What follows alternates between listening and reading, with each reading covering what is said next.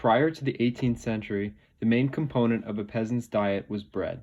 Peasants would sometimes eat up to 2 pounds of bread per day, washing it down with water, wine, or beer. This dark bread made from standard flour of ground wheat and rye was sometimes accompanied by some vegetables such as peas and beans. These were usually eaten fresh in late spring and summer and then dried for soups and stews in the winter. They also ate other vegetables like cabbages, carrots, and wild greens, while fruits were limited to summer consumption.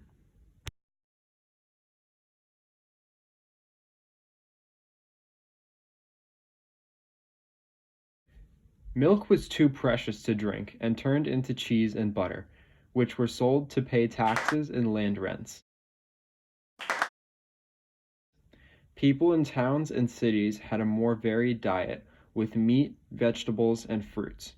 However, bread and beans still formed the majority of their diet.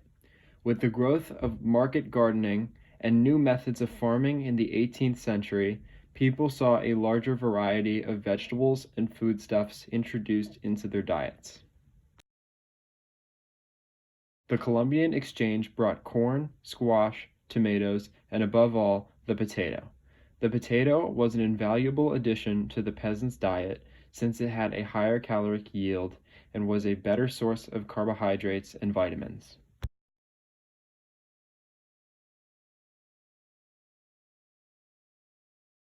Additionally, goods that used to be too expensive for anyone except the wealthy, such as tea, sugar, coffee, and chocolate, were now staples for people of all classes.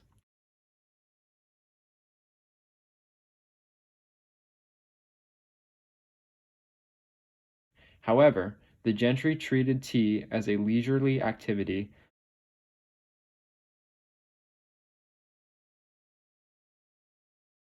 while the lower classes drank tea to fight fatigue and boredom.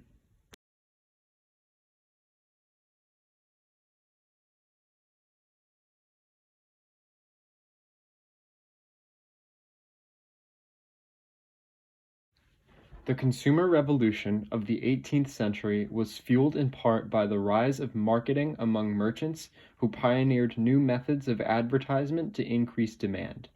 Among other methods, they began marketing campaigns, opened fancy boutiques with large windows, and advertised using patronage of royals. They also diversified product lines and accelerated the turnover of styles, taking control of fashion preference from courtiers. The duchesses and marquises no longer set the new styles and were dictated by fashion merchants. Clothing and fashion took center stage in the new consumer revolution. Entrepreneurs, as previously mentioned, worked to make fashionable clothing seem more desirable.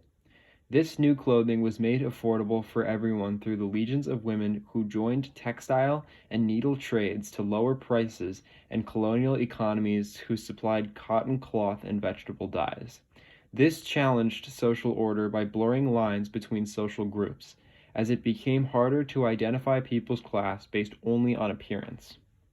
Lastly, male fashion diverged from women's dress, where men renounced the previously popular bright colors and large fabrics for the traditional suit, which is still popular today.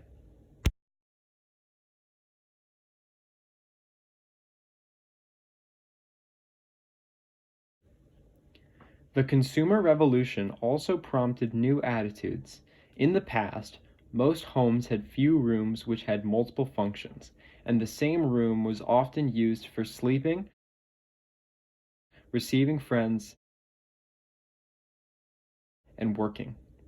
As rents rose in the 18th century, less new space was built and specific functions were assigned to certain rooms, with more inner barriers providing greater privacy.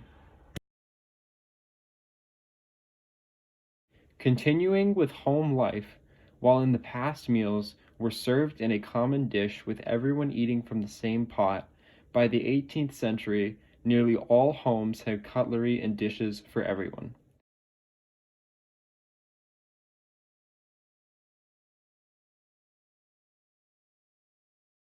Additionally, cheaper books and prints became common,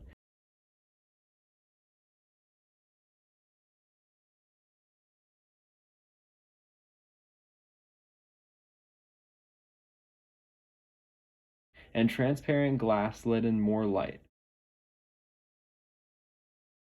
With cleaner and more efficient coal stoves replacing hearths.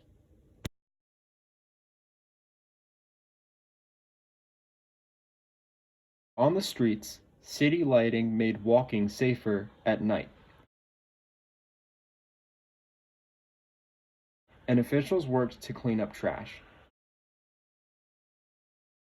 Standards of hygiene also rose since enlightened doctors encouraged bathing, and spa towns became popular for the wealthy.